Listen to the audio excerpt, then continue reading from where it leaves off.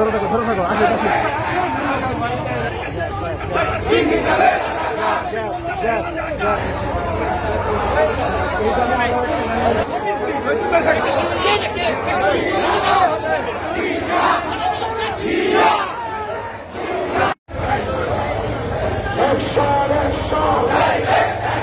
যুবদলের action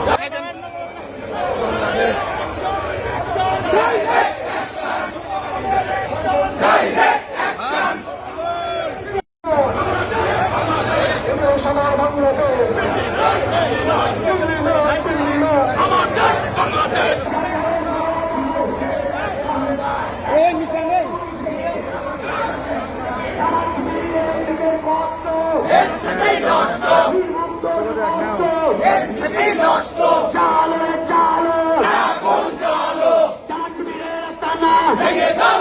action action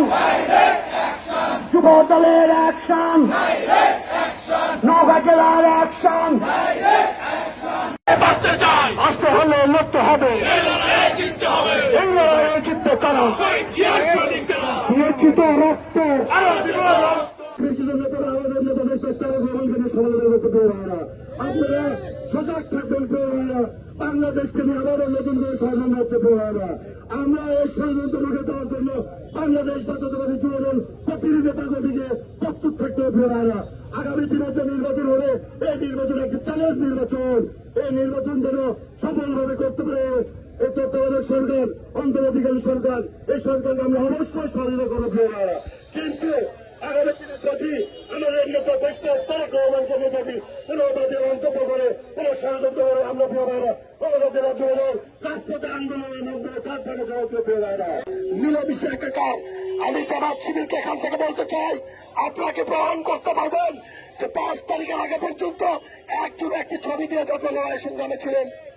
আপনারা তখন আওয়ামী লীগের সাথে ছিলেন এই জন্য আমরা বলছি শহীদ চাল এবং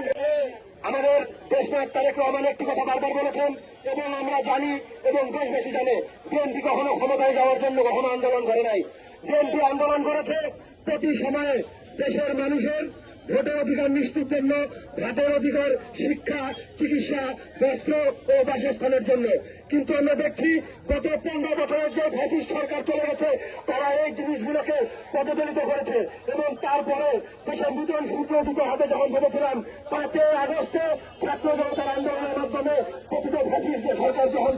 এবং পুলিশ ডিপার্টমেন্টে আছে বিভিন্ন জায়গায় আছে সেই জায়গায় এখনো প্রতিটা হাসিনা সরকারের লোকগুলো আছে আমরা দেখতে পাচ্ছি এদের দ্বারাই প্রতিনিয়ত মিডিয়া ট্রায়ালের মাধ্যমে দেশে বিভিন্ন প্রকারের অপকর্ম হচ্ছে এবং মিডিয়া ট্রায়ালের মাধ্যমে বিএনপির দিকে আঙ্গুল তুলে ঘোড়া পানিতে মৎস্য শিকারের চেষ্টা করছে কিন্তু জাতীয়তাবাদের সূর্য সৈনিকরা তাহলে আমাদের রাষ্ট্রনায়ক জনাব তারেক রহমান আমাদেরকে ধৈর্য ধারণ করার আহ্বান জানিয়েছে এবং প্রিয় নেতৃবৃন্দ যত উস্কানি দিক না কেন কোন উস্কানিতে আমরা পা দিব না এটি আমরা মনে প্রাণে পালন করব পাশাপাশি আজকে এই অন্তর্বর্তীকালীন সরকারের কাছে এই সমাবেশ থেকে জোর দাবি জানায় আগামী ফেব্রুয়ারি মাসের মধ্যে জাতীয় সংসদ নির্বাচন অনুষ্ঠানে সব রকম ব্যবস্থা গ্রহণ করবেন নতুবা বাংলার জনগণ যদি বসে ওঠে তাহলে